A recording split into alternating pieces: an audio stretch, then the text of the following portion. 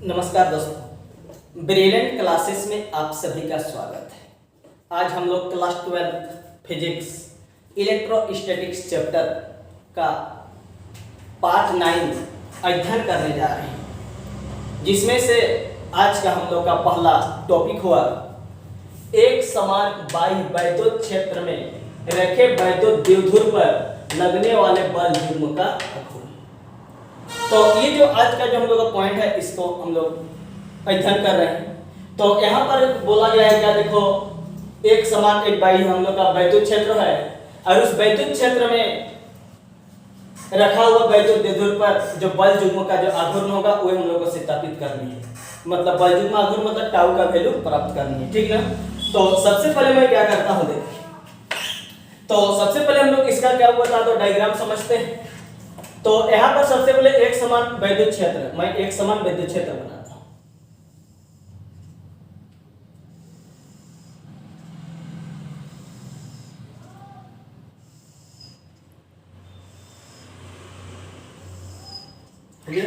एक समान वैद्युत क्षेत्र E, ठीक। और ये एक समान वैद्युत क्षेत्र जो है, इस एक समान वैद्युत क्षेत्र में मैंने यहाँ पर क्या करता हूँ, एक वैद्युत द्विध्रुव का निर्माण करता हूँ। तो वैद्युत द्विध्रुव देखो वो सब इस कंडीशन पर मैंने बनाता हूँ। देखो चलो ये हम लोग का क्या है, देखो वैद्युत द्विध्रुव है।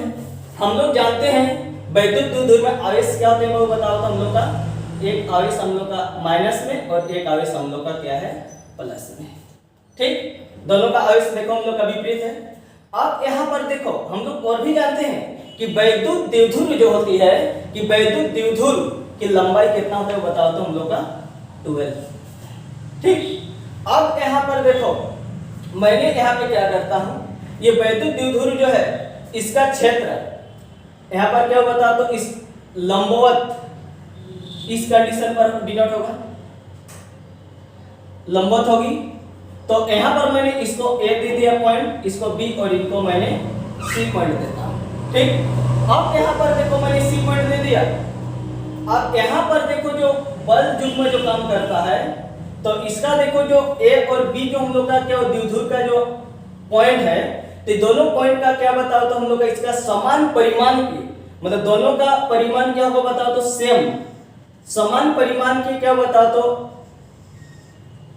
बल युग्म कार्य करते हैं। और ये दोनों बल युग्म जो है दोनों का दिशा क्या है बता दो विपरीत है। देखो ये वाला एक इस डायरेक्शन में, ये वाला एक, दोनों का डायरेक्शन देखो अलग अलग है ना।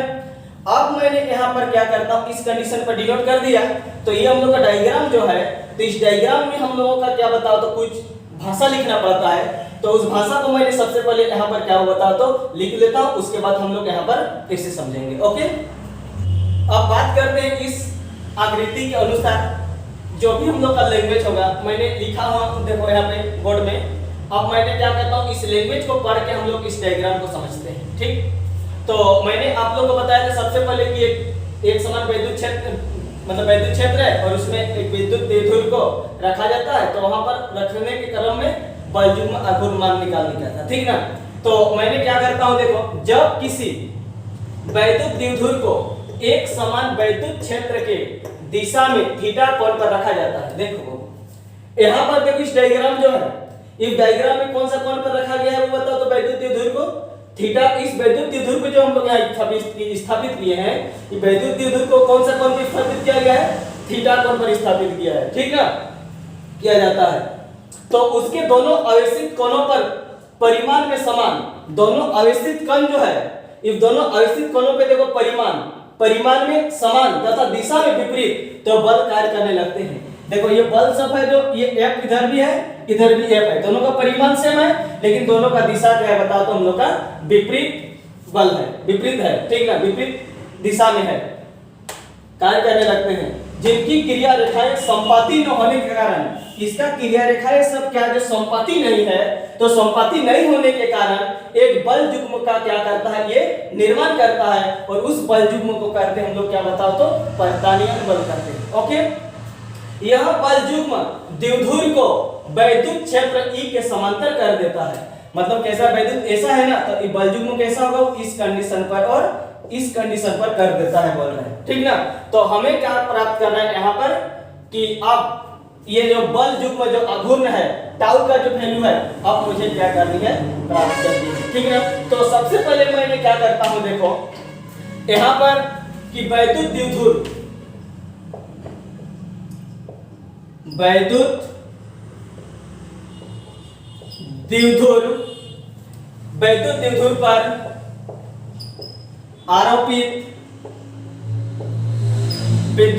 पर आरोपित बल युग्म का आघूर्ण इक्वल टू, ठीक, क्या होता है बाबू सर, एक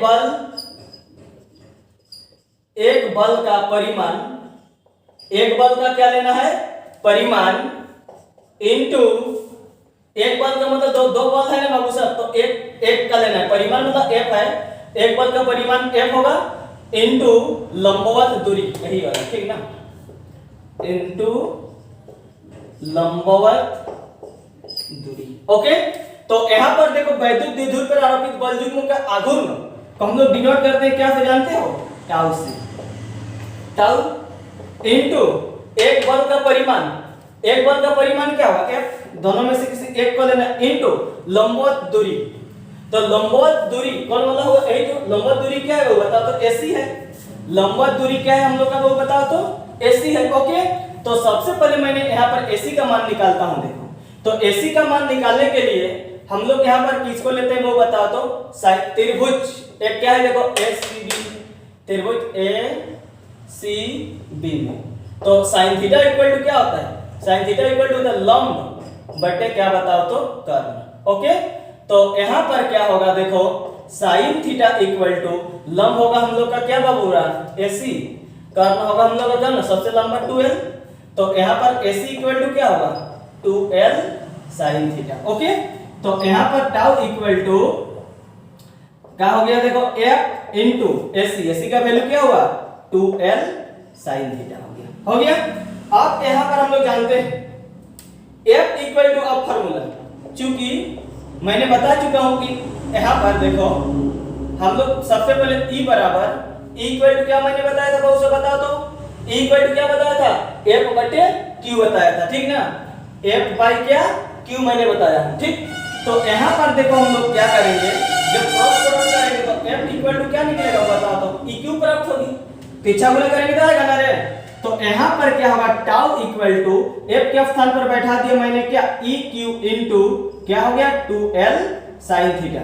और भी हम लोग जानते हैं वैद्युत द्विध्रुव आघूर्ण जिसको हम लोग डिनोट करते हैं क्या से, p बराबर क्या होता है, p बराबर q इनटू क्या बाबूरा 12 होता है।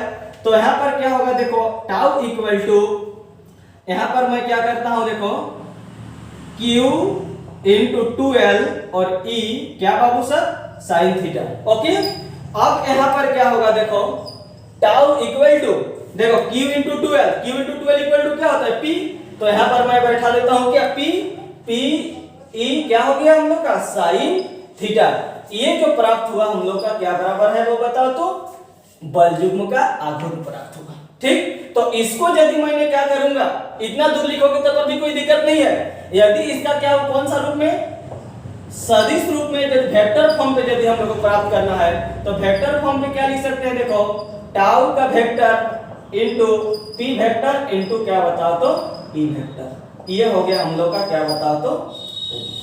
ओके, तो यहाँ पर मैंने एक खास चीज बता रहा हूं आप लोग को, क्या बता रहा हूं देखो, ये जो हम लोग का ये वैद्युत क्षेत्र जो है, इस वैद्युत क्षेत्र में यहाँ पर जो थीटा का मान जो है तो कितना डिग्री में यहाँ पर क्या मैक्सिमम मान प्राप्त होगी यहाँ पर बल युग्म, और कितना डिग्री पे हम लोग का क्या होता है मिनिमम होगी, उसके बारे में हम लोग क्या करते हैं अब देखो बात करते हैं। यदि मैंने यहाँ पर क्या करता हूँ देखो, यदि थीटा का मान 0 डिग्री या x 180 रखा जाएगा, एक बेसिक चीज है बाबू सब इसको समझना, केस 1 मैं बात करता हूँ, यदि थीटा इक्वल टू 0 या कितना बाबू बताओ तो 180 रखा जाता है, एंगल का मान कितना रखा जाता है ना, तो टाउ जो होगा हम लोग का, टाउ का वैल्यू मिनिमम और मैक्सिमम कितना में प्राप्त होगी, तो मिनिमम हम लोग जानते हैं कि साइन 0 डिग्री का मान यदि यहाँ पर बैठा जाएगा यहाँ देखो बाबू सब क्या प्राप्त है, tau equal to P E sine theta है मेरे।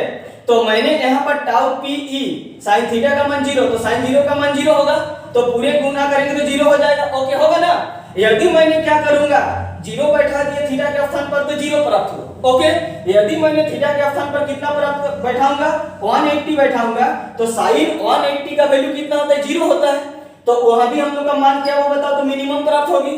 तो हम लोगों का यहाँ पर देखो, यदि थीटा इक्वल टू 0 डिग्री या 180 डिग्री यदि रखा जाएगा, तो यहाँ पर क्या बताओ, तो बलयुग्म आघूर्ण जो होगी वहां पर क्या बताओ, तो मिनिमम प्राप्त होगी, मिनिमम मान प्राप्त होगा, 0 डिग्री निकलेगा। ठीक, यदि यहाँ पर केस 2 क्या कहता है, यदि यहाँ पर देखो थीटा इक्वल टू 90 डिग्री रखा जाता है ना, थीटा इक्वल टू कितना रखा जाता है बताओ, तो 90 डिग्री रखा जाता है, तो उस कंडीशन पर टाउ का वैल्यू क्या होगा हम लोगों का, देखो तो यहाँ पर देखो साइन 90 डिग्री का वैल्यू 1 होता है, तो 1 into p equal to p होगा, तो हम लोग का क्या प्राप्त होता है, हमेशा हम लोग का मैक्सिमम प्राप्त होता है। ठीक ना, तो यहाँ पर हम लोग का मिनिमम होता है और यहाँ पर हम लोग का मैक्सिमम प्राप्त होता है, और हम लोग का क्या होगा बताओ, तो p बच जाता है। ठीक ना, तो इस कंडीशन पर हम लोग क्या बताओ, तो इसको समझते हैं। तो इतने दूर में छोड़ देंगे तब पर भी हम लोग का कोई दिक्कत तकलीफ नहीं है। ठीक है, तो इसको हम लोग कितना डिग्री में मैक्सिमम और मिनिमम यदि प्राप्त होता है बोला जाएगा, तो याद रखना कि 0 डिग्री और 180 डिग्री में हमेशा क्या बताओ, तो वैद्युत द्विध्रुव पे जो बलयुग्म जो होगी, बलयुग्म का आघूर्ण का जब वैल्यू जो निकलेगा वहां पर मिनिमम मान प्राप्त होती है, और थीटा बराबर 90 डिग्री पर हम लोग का वहां पर क्या बताओ, तो मैक्सिमम प्राप्त होती है। ओके।